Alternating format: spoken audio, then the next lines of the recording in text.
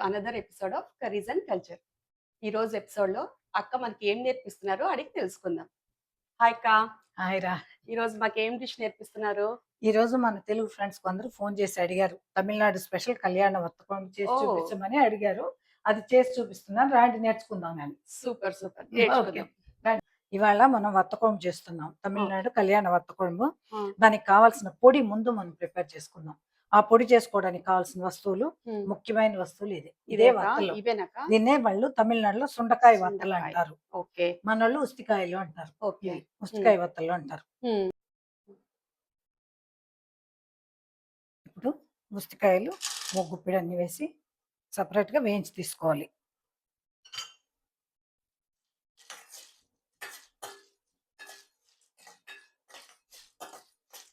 అదే కడాయిలో dry roast చేసుకోవాలి. ఒక 7-8 ఎండుమిరపకాయలు డ్రై రోస్ట్ చేసి సపరేట్గా దాన్ని కూడా తీసి సుండకాయల్లోనే ఉంచుకోవాలి. ఇప్పుడు ఈ డిష్ ఎంతమందికి సర్వ్ ఇది చేయొచ్చు? 5 మందికి సర్వ్ చేయొచ్చు. ఇప్పుడు మనం 1/2 టేబుల్ స్పూన్ శనగపప్పు వేసుకుంటున్నాం. ఆ తర్వాత 1/2 టేబుల్ స్పూన్ మనం ధనియాలు వేసుకున్నాం. అది కొద్దిగా వేగాక అందులోనే కొద్దిగా మెంతులు, ఓ 1/4 టీ స్పూన్ మెంతులు, ఒక 1/2 టీ స్పూన్ జీలకర్ర అన్నీ వేసి వేయించేసుకోవాలి బాగా. ఇప్పుడు ఇవన్నీ మనం డ్రై రోస్ట్ చేసుకున్నాం. వీటిని ఇప్పుడు మిక్సీ పట్టుకోవాలి. ఇలా మిక్సీలో పట్టించేటప్పుడు మెత్తగా పట్టించి ఉంచుకోవాలి. అక్క పౌడర్ రెడీ అయిపోయింది. అవును. నెక్స్ట్ స్టెప్ ఏంటి? ఇప్పుడు ఇంకా పోపు పెట్టుకోవడమే. పులుసు ఓకే. పోపు పెట్టుకోవడం. ఆ! దానికి మనం తాలింపుకి మనం హ్మ్. మంచి నూనె వాడతాం. నువ్వుల నూనె. మంచి నూనె అంటే నువ్వుల నువ్వుల నూనె. ఓకే. నువ్వుల నూనె అయితే ఈ కార పులుసు బాగుంటుంది. దీనికి కాస్త నూనె ఎక్కువే పడుతుంది. హ్మ్. 2 టేబుల్ స్పూన్స్ పైనే వేసాను. ఇట్లా ఇప్పుడు మనం పోపు సామాన్లు వేద్దాం. ఓకే. ఒక 1/2 టీ స్పూన్ హ్మ్. ఆవాలు. హ్మ్. అవి చిట్లినాక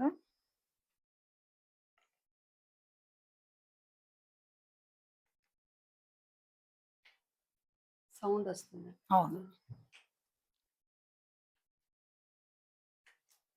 అవి చిటపటలాడాక హ్మ్. ఒక 1/2 టీ స్పూన్ జీలకర్ర. మెంతులు ఎంత మెంతులు వేసుకోవాలక్క? 1/4 టీ స్పూన్ చాలు. ఆల్రెడీ అందులో కూడా వేసాం కాబట్టి ఆ! అది చాలు. హ్మ్. దీంతో పాటు ఎండుమిర్చి కూడా వేసేసాం. హ్మ్. ఇప్పుడు కరివేపాకు, ఆ తర్వాత హ్మ్. చిన్న ఆనియన్స్. ఓకే. ఇవి చిన్న ఆనియన్స్, గార్లిక్ మనం ఎంత వేసుకుంటే అంత బాగుంటాయి టేస్ట్. హ్మ్. ఇప్పుడు మనం పెద్ద ఆనియన్ కూడా ఇందులో వేస్తున్నాం. చిన్న ఆనియన్స్ కూడా వేసాలా ఆల్రెడీ అక్క? చిన్న ఆనియన్స్ వేసాము. ఆ! ఇప్పుడు పెద్ద ఆనియన్స్ మనకి పులుసు బాగా గట్టిపడడానికి హ్మ్. ఆ క్వాంటిటీ రావడం కోసం ఓకే. కాస్త మనం పెద్ద ఆనియన్, టొమాటోలు కూడా యాడ్ చేస్తాం అన్నమాట. గార్లిక్ అందుకోసం ఎంత గార్లిక్ వేసాలి? పర్డ్స్ అలాగే వేస్తాం. అది టేస్ట్ కోసం. ఓకే. ఎన్ని ఖచ్చితంగా వేసుకోవాలక్క గార్లిక్? బాగా మనం ఒక 2 గార్లిక్ పర్డ్స్ వేసుకోవచ్చు. హ్మ్. మనకి అది ఎంత వేసుకున్నా మనకి టేస్ట్ బాగుంటుంది. ఓకే. కాబట్టి గార్లిక్ కొంచెం ఎక్కువ వేసుకోవచ్చు. ఆనియన్స్ కూడా మనం ఎక్కువ వేసుకోవచ్చు దీంట్లో. హ్మ్. బాగా వేగాలి. బాగా గ్లాసీగా రావాలి ఆనియన్ ఇలా. ఇలా వచ్చినప్పుడు మనం టొమాటో చేర్చుకోవాలి. టొమాటోస్ ఎన్ని వేసారక్క? ఒక్క టొమాటో వేసాను. హ్మ్.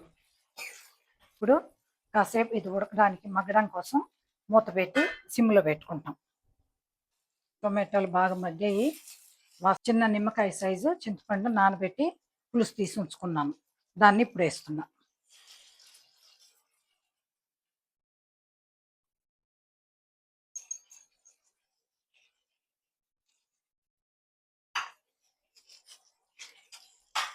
ఇది బాగా చింతపండు ఇది కూడా బాగా వేగింది కదా చింతపండు అక్క? కూడా నెక్స్ట్ ఏమేద్దాం? ఉమ్. ఇప్పుడు మనం కొద్దిగా పసుపు, ఓకే. ఒక 1/2 టీ స్పూన్ ఆల్రెడీ వేసాం కాబట్టి. అవును. ఇదేం ధనియాల పొడికా? పొడి. ఓకే. ఎంత వేయాలక్క ధనియాల పొడి? ధనియాల పొడి ఒక టేబుల్ స్పూన్ లేదు, ఒక టీ స్పూన్ నన్నర ఓకే. వేసుకోవాలి. కారం కొద్దిగా, ఆల్రెడీ మిరపకాయలు వేసాము, పొడిలో హ్మ్. కూడా కొట్టాం కాబట్టి కారం కొద్దిగా ఓకే. అంతే. సాల్ట్ ఏం అక్కర్లేదా ఈ స్టేజ్‌లో? ఈ స్టేజ్లో అక్కర్లేదు. ఇప్పుడు హ్మ్. ఇది కొద్దిగా పచ్చి వాసన పోయిన తర్వాత హ్మ్. పచ్చి కొబ్బరి ఇదే అక్క. ఇది చూడు. ఓకే. పచ్చి పేస్ట్ కొబ్బరి చేసారక్క? పేస్ట్ చేసి ఉంచాను. చాలా పచ్చి స్మూత్ కొబ్బరి పేస్ట్ చేసారు. ఓకే. ఇది పచ్చి కొబ్బరి స్మూత్ పేస్ట్ చేశాను. హ్మ్. ఇదొక 2 టేబుల్ స్పూన్లు వేస్తాను. మరీ ఎక్కువ కూడా వేయొద్దు. ఓకే. చాలు. 1 టేబుల్ స్పూన్, 1.5 టేబుల్ స్పూన్ వేస్తే చాలు. హ్మ్.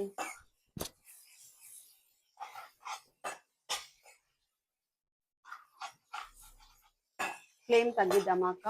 ఆ! కొంచెం. ఇవన్నీ సిమ్‌లో చేస్తేనే బాగుంటాయి. ఓకే. ఇట్లా నూనె బయటొచ్చిన తర్వాత హ్మ్. దీంట్లో నీళ్ళు యాడ్ చేసుకోవాలి. నీళ్ళివ్వరా. ఫ్లేమ్ తగ్గించండి అక్క ఆ! కొంచెం. తగ్గించు. హ్మ్. ఇప్పుడు మనం చింతపండు ఎంత పోసామో హ్మ్. అందుకు 3 అంతలు నీళ్లు పోయాలి. ఓకే. లేదంటే మనకు తగ్గ కన్సిస్టెన్సీ కన్సిస్టెన్సీ ప్రకారం రాదు. మనకి వేసుకోవచ్చా? లేదంటే మనకి పలుచగా కావాలంటే పలుచగా వేసుకోవాలి. ఓకే. చిక్కగా కావాలంటే కొంచెం నీళ్ళు తగ్గించేసుకుంటే చిక్కగా వస్తుంది. ఓకే. ఎటు మళ్ళీ ఈ పొడేస్తాం కాబట్టి హ్మ్. ఆటోమేటిక్‌గా అది చిక్కగా వస్తది. వస్తుంది. ఇది కొంతసేపు కాగని. ఓకే. సో, ఈ పులుసు ఉడికే లోపల ఏదన్నా చిన్న స్టోరీ చెప్తారా? ఆ! లాస్ట్ తప్పకుండా. ఎపిసోడ్‌లో అలాగా? తప్పకుండా. ఆ! చెప్పండి. కృష్ణుడు పాండవులకు చెప్పిన కలియుగం కథ చెప్తాను. ఓకే. దాంట్లో నలుగురు అన్నతమ్ముళ్ళు ధర్మరాజు లేనప్పుడు కృష్ణుడిని అడుగుతారు. కలియుగం అంటే ఏంటి బావ మాకది చెప్పవా అని. హ్మ్. వెంటనే కృష్ణుడు 4 బాణాలు తీసుకొని 4 దిక్కులకి వేసి హ్మ్. ఒక్కొక్కరెళ్లి ఒక్కొక్క దిక్కులో ఉన్న బాణం తీసుకురండి అని చెప్పాడు. అప్పుడు అర్జునుడు ఒకవైపుకెళ్తాడు. వెళ్ళినప్పుడు అక్కడ ఒక కోకిల పాట పాడుతూ ఒక కుందేలుని పొడుచుకు తింటుంది. ఓకే. దాన్ని చూసి ఆశ్చర్యపోయి అర్జునుడు వెనక్కొస్తాడు బాణం తీసుకొని. హ్మ్. అలాగే భీముడు కూడా ఒక చోటుకెళ్ళినప్పుడు హ్మ్. అక్కడ 5 బావులుంటాయి. మధ్యలో బావిలో నీళ్ళు అస్సలుండవు. హ్మ్. చుట్టూ ఉన్న 4 బావుల్లో నీళ్లు పొంగి పొర్లుతూ ఉంటాయి. హ్మ్. ఏంటి ఇంత ఆశ్చర్యంగా ఉంది ఇదేమిటి అని ఆలోచిస్తూ భీముడు కూడా బాణం తీసుకొని కృష్ణుడి దగ్గరికెళ్తాడు. ఓకే. అప్పుడేమో ఇంక నకులుడెళ్తాడు. హ్మ్. నకులుడెళ్ళినప్పుడు అక్కడ ఒక ఆవు దూడని ఇష్టంగా నాకుతూ ఉంది. హ్మ్. పైన దానికి గాయమయ్యేది కూడా చూడకుండా నాకుతూనే ఉంది. ఓకే. అలా నాకుతుంది ఏంటా అని అనుకుని ఆయన వెళ్ళిపోతాడు బాణం తీసుకొని. మరి తర్వాత నకులుడు సహదేవుడు. సహదేవుడేమో చూస్తే ఒక కొండ మీద నుంచి పెద్ద బండరాయి జారి కింద పడుతూ ఉంది. ఓకే. పెద్ద పెద్ద వృక్షాలు మహావృక్షాలే పెకిలించుకొని వస్తోంది. అలా వచ్చినప్పుడు ఏంటి ఇలా వస్తుంది అని చూస్తే కింద చిన్న మొక్క దగ్గరొచ్చి ఆ బండరాయి ఆగిపోతుంది. హుహు. ఆయనకి ఆశ్చర్యమవుతుంది. ఏంటి ఈ చిన్న మొక్క దగ్గర ఆగిపోయింది ఏంటి అని అనుకుంటూనే కృష్ణుడి దగ్గరికెళ్తారు. అప్పుడు కృష్ణుడు చెప్తారు. ఎవరెవరు ఏం చూసారంటే వాళ్ళు చెప్తారు చూసినవి. హ్మ్. అప్పుడు చెప్తాడు. అది హ్మ్. మొదటిది హ్మ్. కోకిల పాట పాడుతూ పొడుచుకు తింటోందంటే కుందేలుని. ఈ కలియుగంలో అలాగే ఉంటుంది. కలియుగం అంటే వాళ్ళు పెద్ద పెద్ద వాళ్ళు చదువుకున్నోళ్ళు అందరూ కూడా నవ్వుతూనే మిగతా వాళ్ళని మోసం మోసం చేస్తూ ఉంటారు. చేస్తారు. అమాయకుల్ని మోసం చేస్తూ ఉంటారు. హ్మ్. రెండోది 4 బావుల్లో నీళ్లు నిండుగా ఉండి, ఒక బావిలో నీళ్లు లేదంటే, హ్మ్. అది మహారాజులు బాగా డబ్బులున్న వాళ్ళందరూ కూడా ధనవంతులు ఇంకా ధనం సంపాదించుకోవాలనుకుంటారు తప్ప పేదవాడికి ఏమి ఇవ్వరు. హెల్పింగ్ నేచర్ పేదవాడు ఉండదు. పేదవాడుగానే హ్మ్. ఉంటాడు. హెల్పింగ్ ధనవంతుడు నేచర్ ధనవంతుడుగా లేకుండా ఉంటాడు. ఉండిపోతది. అది హ్మ్. రెండోది. హ్మ్. మూడోదేమో ఆవు దూడని నాకుతూ ఉంది. గాయమయ్యేది కూడా గుర్తించకుండా అని. ఆ! అది కలియుగంలో తల్లిదండ్రులు పిల్లల్ని చెరిపే మార్గం అన్నమాట. వాళ్ళు అలా చేస్తున్నారు.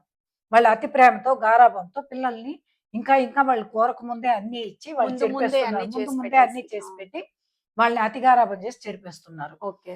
నాలుగోదేమో పెద్ద పెద్ద వృక్షాలను దొర్లించుకుంటూ వచ్చేస్తున్న ఆ బండరాయి హ్మ్. ఒక చిన్న మొక్క దగ్గరొచ్చి ఎందుకు ఆగిందంటే, మీరు చేసిన పాపాలంతా ఆ కొండరాయి, ఆ బండరాయిగా వచ్చి ఆ చెట్లన్నీ పెకలించుకొని వచ్చేస్తుంది.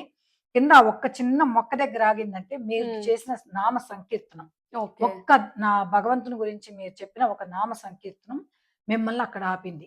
ఆ ఓకే. పాపాలను అక్కడ ఆపింది. అదొక్కటే కలియుగంలో మీరు చేసేది అన్నిటికన్నా ఉత్తమమైంది నామ సంకీర్తనం. భగవత్ భగవత్ సంకీర్తన. సంకీర్తన. ఆయన్ని ఒక్క నిమిషం ధ్యానం చేసుకుంటే కూడా హ్మ్. పెద్దగా వచ్చే సమస్యలు కూడా చిన్నవిగా పోతాయి.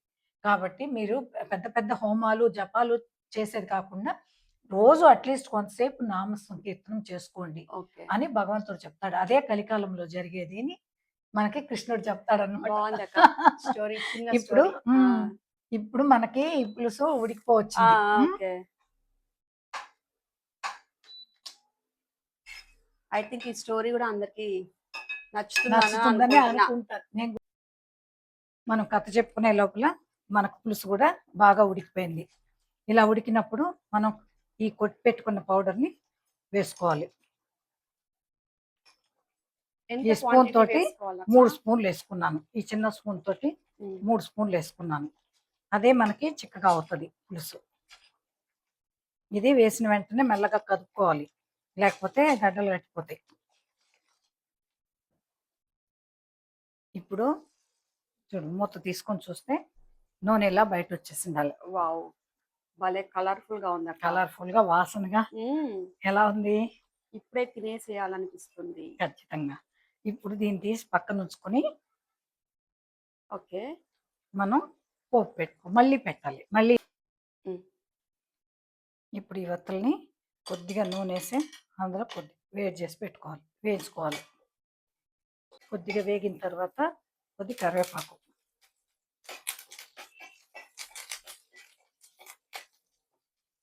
ఇప్పుడు స్టవ్ ఆపిన తర్వాత అందులో కొద్దిగా ఇంగువ,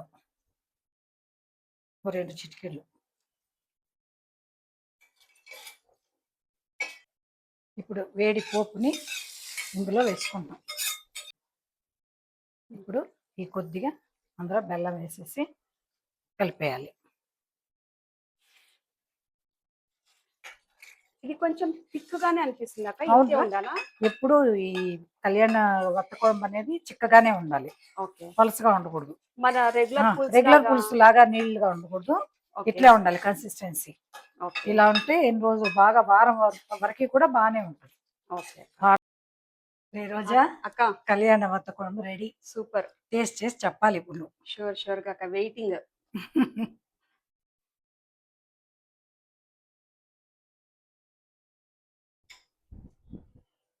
టేస్ట్ చేసి చెప్పు ఎలా ఉందో మరి.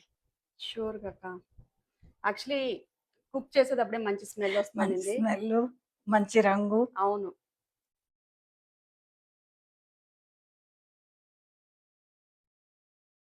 మనం వంట చేస్తున్నాం అని కాదక్క. నిజంగా అంటే చాలా బాగుంది.